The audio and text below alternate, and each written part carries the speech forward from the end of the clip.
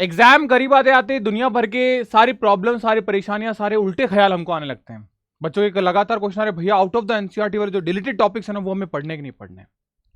Question genuine है, but सबसे पहले मैं आपसे एक सवाल पूछता हूं, क्या आप एक सेफ स्कोर पर हो, यानी 75 आपके स्कोर आ रहा है, तब तो ये टॉपिक आपके काम का है। इसका मतलब कि डिलीटेड टॉपिक हमें पढ़ने चाहिए या नहीं पढ़ने चाहिए, तब डिसाइड करो जब आप एक सिलेक्शन वाली रेंज में आ रहे हो, यानी कि 75+ नंबर लेके आ रहे हो।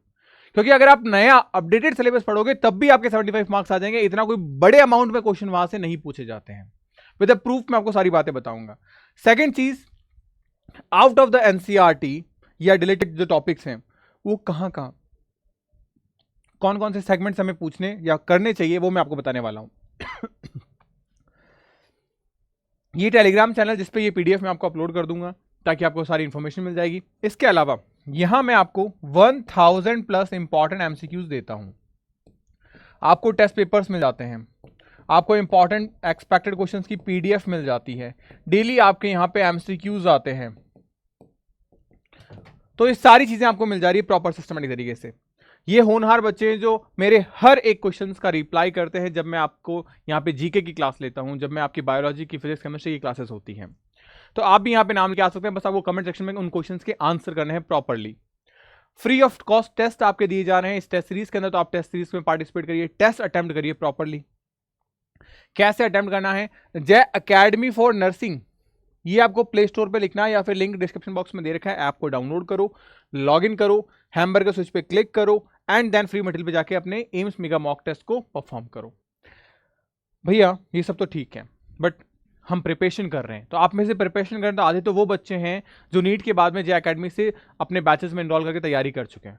तो आपके लिए मैंने कुछ अपडेटेड किए चीजें ताकि आपकी प्रिपरेशन और शानदार हो इन 15 दिनों के अंदर। आपको आपके बैच के अंदर कुछ इस तरीके का कंटेंट दिखाई देगा। इस कंटेंट में आपका एक फोल्डर है जिसमें लिखा है 100 आवर क्रैश कोर्स। उसके अंदर फिजिक्स, केमिस्ट्री, बायो की आपकी प्रॉपर क्लासेस हैं। आपको पता होगा यहाँ 79 वीडियोस हैं, यहाँ 37 वीडियोस हैं और यहाँ पे 65 वीडियोस हैं। इनसे बाहर आपके एग्जाम में कुछ भी नहीं आएगा और ये कुल मिला के करीब 250 से लेकर 300 घंटे की क्लासेस हैं। यानी इससे बाहर एग्जाम में कुछ नहीं आएगा। अगर आपने इन 15 दिनों के अंदर इस चीज को फॉलो कर लिया, definitely you can crack your exam. भैया ये तो थ्योरी की बात, आओ प्रैक्टिस पे बताता हूं। प्रैक्टिस के लिए सेम ऐसा ही आपका एक और फोल्डर बना हुआ है जिसका नाम है टेस्ट सीरीज। यहां पे पाओगे तो फिजिक्स पंच, यहां ओनली फॉर फिजिक्स के चैप्टर वाइज टेस्ट है। यहां फिजिक्स 1, बॉटनी 1, जूलॉजी 1 और केमिस्ट्री 1, इनके एक एक चैप्टर के टेस्ट हैं। इंग्लिश का अलग टेस्ट है, नर्सिंग एप्टीट्यूड का अलग टेस्ट है, जीके का अलग टेस्ट है और बायो का अलग टेस्ट है, केमिस्ट्री का अलग टेस्ट है, सिस्टमैटिक तरीके से। और इसके बाद एक नीचे और फोल्डर आज आपके जुड़ जाएगा, इसका नाम है मॉक टेस्ट। यहां पे 30 एम्स पैटर्न पे टेस्ट आपको देखने को मिलेंगे, तो ये और शानदार चीज हो जाएगी। उसके बाद में यहां पे आपका प्रैक्टिस हो चुकी, अब हमें चाहिए एडिशनल सब्जेक्ट, तो एडिशनल सब्जेक्ट आ गया हमारे पास। तो अब आपको जीके फॉलो करना है। जीके ये रहा, जीके की क्लासेस आपके यहां पे आती रहेगी। ओके, फिर आप देखो यहां पे आपका जो एम्स पीवाई की क्वेश्चन पेपर की बुकलेट है वो भी दे रखी है इस फोल्डर में। तो ये एम्स के पीवाई क्वेश्चन की बुकलेट है, इसमें आपके जो एम्स के सॉल्यूशंस है वो भी देखने को यहां मिल जाएंगे। इसके बाद भैया रिवीजन करना हमें, तो रिवीजन के लिए आपका अलग से फोल्डर बना हुआ है रिवीजन नोट्स। यहाँ पे फिजिक्स, केमिस्ट्री, बायो के हर एक चैप्टर के हमारे खुद के बनाए स्पेसिफिक नोट्स हैं, कम से कम शब्दों में और ज्यादा से ज्यादा क्वालिटी कंटेंट आपको दिया गया है। तो एक बात होती है ना कि हम क्या कर रहे हैं, गागर में सागर को भर दे रहे हैं, तो ये बस यही वाली सब बात आपको यहाँ देखने को मिलेगी। अब बात करें एम्स को लेके, तो एम्स का ऑफिशियल अपडेट थी जब इसके फॉर्म वगैरह सब क्लोज हो चुके हैं, क्या इसका है। तो आज हमारे पास में 13 तारीख हो रही है और 17 तारीख आपको पता होगा यहाँ पे सिटी चॉइस एंड जो फाइनलाइजेशन है उसकी डेट आपको दे रखी है। तो यहाँ पे आपको सिटी चॉइस के लिए 17 तारीख और फाइनलाइजेशन या कोड जनरेशन के लिए 15 तारीख आपकी लास्ट डेट है, यानी 15 तारीख तक ही आप क्या कर सकते हो, कोड जनरेट कर सकते हैं। ये सारी चीजें मैं आपको बता चुका हूं। अब वाई एनसीईआरटी इज इनफ और नॉट, अब ध्यान रखना यहां पे नीट लिखा है मैंने, कारण क्या है इसका, क्योंकि जनरली हम आप में से अधिकतर बच्चे नीट से आए हैं, अब वो नीट तक का पढ़ के आए हैं, तो नीट में एनसीईआरटी 100% सफिशिएंट है, एग्जाम में क्वेश्चन बाहर से नहीं आता, क्योंकि नीट एनटीए करवाता है, एनटीए सीबीएसई को फॉलो करता है, लेकिन एम्स अपना खुद का एग्जाम कराता है और वो खुद का सिलेबस रखता है। तो क्या अब हमारे लिए यहाँ पे फिजिक्स, केमिस्ट्री, बायो की एनसीईआरटी जो हम फॉलो कर रहे थे for the neat and AIIMS में भी करना चाहते हैं, तो क्या इनफ है? ये सारी चीजें मैं आपको बताने वाला हूँ इस वीडियो को, तो इस वीडियो को पूरा एंड प्रॉपर देखना। पहली बार आए हो तो वीडियो को लाइक जरूर करना, चैनल को सब्सक्राइब करके बेल आइकन जरूर प्रेस करना ताकि ऐसी मोर अपडेट्स आपसे मिस ना हो। सबसे पहले बात करें एम्स 2025 के सिलेबस को लेके। ये रिलीज हुआ कुछ दिनों पहले ही, आपको इन्फॉर्मेशन बुलेटिन में सारी चीजें बताई रखी थी मैंने, जब एक नई अपडेट हमारे पास में आई थी कि उसका ब्रोशर या प्रोस्पेक्टस जो है वो रिलीज कर दिया गया था। अब यहाँ पे एनसीईआरटी बुक जो हम नीट का सिलेबस पढ़ रहे थे, हम तो यही मान रहे थे, सम टॉपिक उसमें क्या है एडेड है, यहाँ पे लिखा हुआ देखिए, but some topics listed in the NCERT syllabus are not founded in new NCERT book. यानी जो नीट के सिलेबस में तो है लेकिन एनसीईआरटी में नहीं है। एक बार फिर से लाइन बोल देता हूं, नीट के सिलेबस में है लेकिन एनसीईआरटी में नहीं है।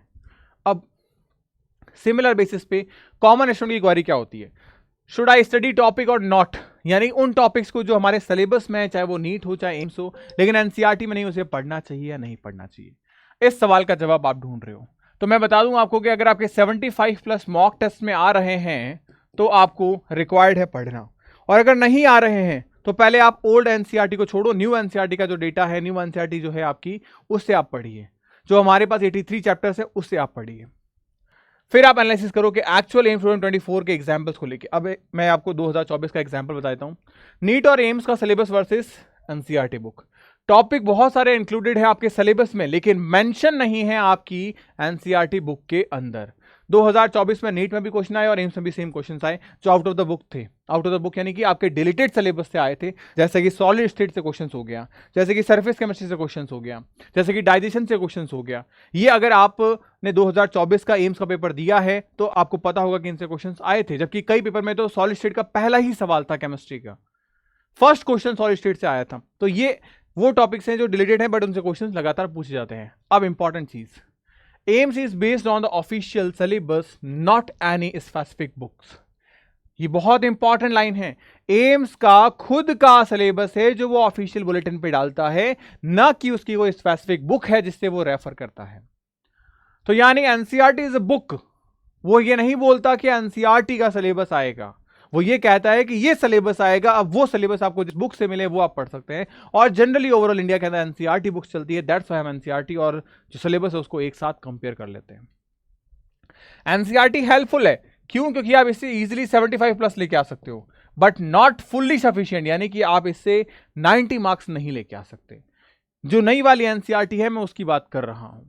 ओके, तो क्या किया जाए, जैसे मैं आपको कुछ एग्जांपल्स बताने वाला हूं। आप देखोगे यहाँ पे एम्स के सिलेबस के अंदर तो वो चीजें हैं but missing in the NCERT, वो एनसीईआरटी में नहीं है। जैसे कि प्लांट टिश्यू नई वाली एनसीईआरटी में नहीं है लेकिन पुरानी वाली एनसीईआरटी में है और हमारे सिलेबस में भी है। एनिमल टिश्यू में बात करें तो एनिमल टिश्यू जो है वो नई एनसीईआरटी में नहीं है, पुरानी वाली एनसीईआरटी में है, सिलेबस में भी है। कॉकरोच नई वाली एनसीईआरटी में नहीं है लेकिन पुरानी वाली एनसीईआरटी में है और सिलेबस में भी है। जियोलॉजिकल टाइम स्केल जो हमारे इवोल्यूशन चैप्टर में हम पढ़ते हैं तो वो नई वाली एनसीईआरटी में नहीं है, पुरानी वाली एनसीईआरटी में भी नहीं है, लेकिन एग्जाम में क्वेश्चन आते हैं सिलेबस में है। रेड डेटा बुक का जो डिटेल है कि कौन सी चीजें कहाँ रेड डेटा बुक में गायब हो गई है, किसको रखा गया है, उसके बारे में सारी चीजें जो है वो नई वाली एनसीईआरटी में नहीं है, पुरानी वाली एनसीईआरटी में भी नहीं है, लेकिन सिलेबस में है। तो ये चीजें एक इंपॉर्टेंट रोल प्ले करती हैं, इनसे क्वेश्चंस आते हैं। मैं और डिटेल में जाके आपको बताता हूं सारी चीजें। आप देखोगे यहाँ पे कि 2024 क्वेश्चन के एग्जांपल, प्लांट टिश्यू जो सिलेबस में हमारे पास है लेकिन इतना बड़े लेवल पे नहीं है, उनसे डायरेक्टली क्वेश्चन पूछे गए। एनिमल टिश्यू से 2 क्वेश्चन पूछे गए आपसे, कॉकरोच से डायरेक्टली 2 क्वेश्चन पूछे गए, रेड डेटा बुक से क्वेश्चन पूछे गए, और थ्योरी ऑफ इवोल्यूशन जो आपका दे रखा है, मतलब एग्जाम में क्वेश्चन आए लेकिन एनसीईआरटी में नहीं है। आपने देखा होगा थ्योरी ऑफ एवोल्यूशन की हमारे पास में ज्यादा थ्योरियां अवेलेबल नहीं है, कुछ 2 थ्योरियां है, स्पॉन्टेनियस और नॉन स्पॉन्टेनियस के तौर पे, फिर उनके प्रूफ्स हैं, लेकिन एनसीईआरटी में उसकी बाकी अदर थ्योरियां नहीं है, लेकिन एग्जाम में क्वेश्चन पूछे जाते हैं। तो ये वो मैं आपको टॉपिक्स बता रहा हूं, ये वो आपको प्रूफ बता रहा हूं कि एग्जाम में क्वेश्चन आए हैं, दैट्स व्हाई हमें रिक्वायर्ड है। लेकिन फिर एक इंपॉर्टेंट चीज कि अगर आपके 75 से ऊपर मार्क्स आते हैं देन आप इन टॉपिक्स को करिए, अदरवाइज यू कैन स्किप, क्योंकि पहले हमारा सिलेक्शन जरूरी है, सिलेक्शन के लिए 75 नंबर लाना होगा। अगर 75 आ रहे हैं तो फिर हम रैंक की तरफ भागते हैं, क्योंकि ये रैंक इंप्रूव करवाएंगे। तो इसलिए ये सारे टॉपिक्स जो हैं वो आपके लिए ज्यादा जरूरी है और इंपॉर्टेंट बन जाते हैं।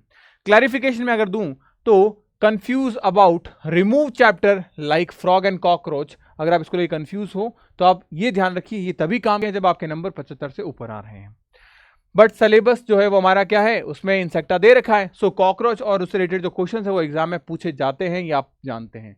नीट में भी सेम ऐसा हुआ था कि हमारे सिलेबस से फ्रॉग हटा रखा था काफी टाइम से, बट आपको पता है कि एग्जाम में क्वेश्चन आया था इसके रिप्रोडक्टिव ट्रैक का, ये आप जानते हैं, बहुत फेमस क्वेश्चन था और अक्सर लोगों से हुआ नहीं था वो क्वेश्चन। आई थिंक 2021 या 2019 के अंदर वो क्वेश्चन आया था, आई थिंक 1919 में क्वेश्चन आ रखा है। तो ये चीज़ें ज़रूरी है आपके लिए, इसलिए मैं आपके लिए बताने के लिए आ गया कि क्या क्या आपको चीज़ें ध्यान रखनी है। जैसे आउट ऑफ द एनसीईआरटी वाले जो टॉपिक है, जैसे कि आप देखिए theories of evolution, dengue chikungunya, red data book, geological time scale, morphology modification, newly added जो प्लांट फैमिलीज है वो, ecological keystone species, pyramids and इनके इंटरेक्शन जो है वो आपको पढ़ने हैं। ये सिलेबस से हटा दिए गए बट आपको पढ़ने हैं। तो ये वो टॉपिक्स है जिनसे क्वेश्चन बन सकते हैं, तो इन टॉपिक्स को आप जरूर देख के जाइए। एंड फाइनली मैं कुछ प्रिपरेशन के टिप्स अगर आपको बताऊं तो ऑफिशियली एम्स का जो सिलेबस है वो आप फॉलो करिए, ठीक है। फोकस, एक्स्ट्रा अटेंशन आपको animal kingdom, plant morphology, ecology, evolution, human health and disease, in topics पे स्पेशली आपको फोकस करना है, बिकॉज इन टॉपिक्स से जो क्वेश्चंस हैं वो बल्क में आते हैं, और जब क्वेश्चन बल्क में आएगा तो आउट ऑफ द एनसीईआरटी या मैं कहूं जो पुरानी वाली एनसीईआरटी उससे क्वेश्चंस बनेगा, तो इसीलिए ये चीजें आपके लिए ज्यादा जरूरी बन जाती हैं। अब एक इंपॉर्टेंट चीज और मैं आपको बता देता हूं कि आप में से जो बच्चा तैयारी कर रहा है ना, उसके लिए सबसे ज़्यादा ज़रूरी चीज़ है कि आप इस क्रैश कोर्स को फॉलो करो। ये जो 100 आवर का क्रैश कोर्स है ना, ये आपके सिलेक्शन में जान डाल सकता है। अभी आपके पास दिन कम है तो आपके बैचेस की प्राइस जो 2000 रुपीज़ है उसको रिड्यूस करके हम 1299 पे लेके आ चुके हैं। This is the final price. आप इस ऑफर के अंदर इस बैच को परचेज करिए, स्टार्ट करिए प्रिपरेशन को अभी इसी वक्त, क्योंकि आने वाले 15 दिनों में किस तरीके से हमें सिलेक्शन चाहिए वो सब कुछ मैं आपको बताने वाला हूं। तो होपफुली वीडियो आपके लिए हेल्पफुल रहा होगा। अगर वीडियो हेल्पफुल है तो डेफिनेटली इस वीडियो को लाइक करिए, इस चैनल को सब्सक्राइब करिए ताकि आप अपना प्यार मेरे लिए जाहिर कर पाएं और मैं और एक्स्ट्रा एफर्ट्स आप लोग के लिए डाल पाऊं। मिलता है नेक्स्ट वीडियो में, तब तक के लिए गुड बाय। पढ़ते रहिए, मुस्कुराते रहिए, स्टे हैप्पी, स्टे हेल्दी।